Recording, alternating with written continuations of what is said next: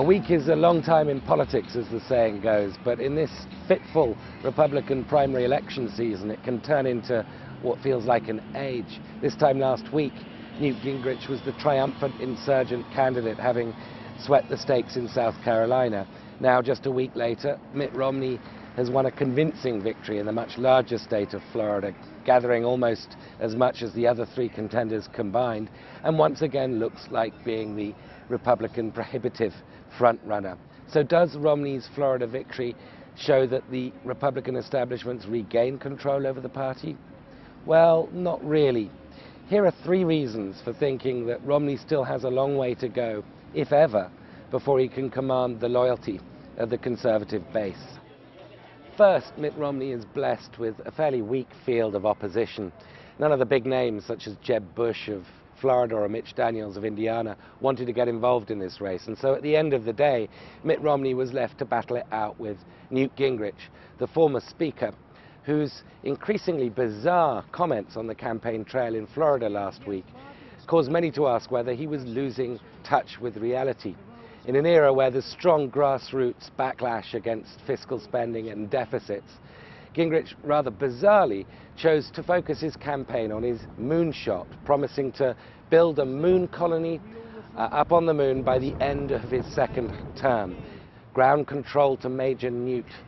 Take your protein pills and put your helmet on.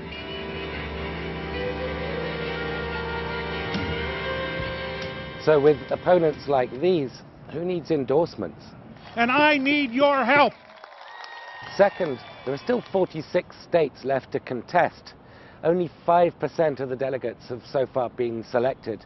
And whilst I, along with most others, have long thought Mitt Romney will be the eventual nominee, most of us, including myself, have been struck by how unusually volatile this primary season has been.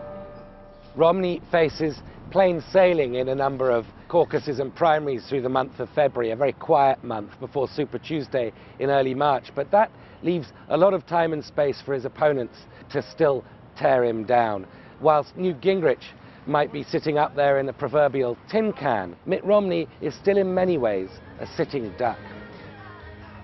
Third, most of the Tea Party are very definitely not yet in love with Mitt Romney. Indeed, so disenchanted are they by this GOP primary that many of the Tea Party groups are focused on battles for the GOP nominations for the Senate and the House of Representatives.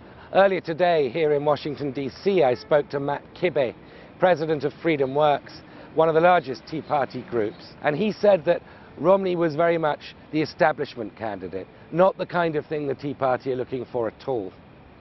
Well, I don't think the Tea Party have a candidate in this race, so in some ways it doesn't matter that much to us. And you know, they're all talking to a certain extent the Tea Party language, but they have a history that sort of makes them, you know, contrary to some of the values that we hold.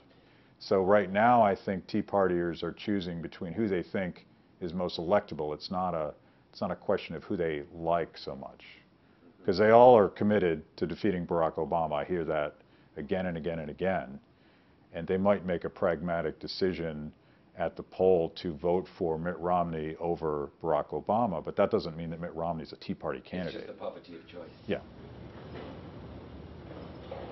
And that brings us to our odd moment of the week. Following his Florida victory, Mitt Romney gave a TV interview in which he said he was not concerned with the very poor. His concern was with the middle class. That's a clip that's likely to be run again and again. Now, to be fair to Mr. Romney, he might be taken out of context. His point was that the very poor had a safety net. But for a candidate who's already been branded as the Mr. 1%, the plutocrat in this general election, it's the kind of verbal gaffe and slip that Romney really can't afford. Thank you. We'll see you next week on Loose Talk.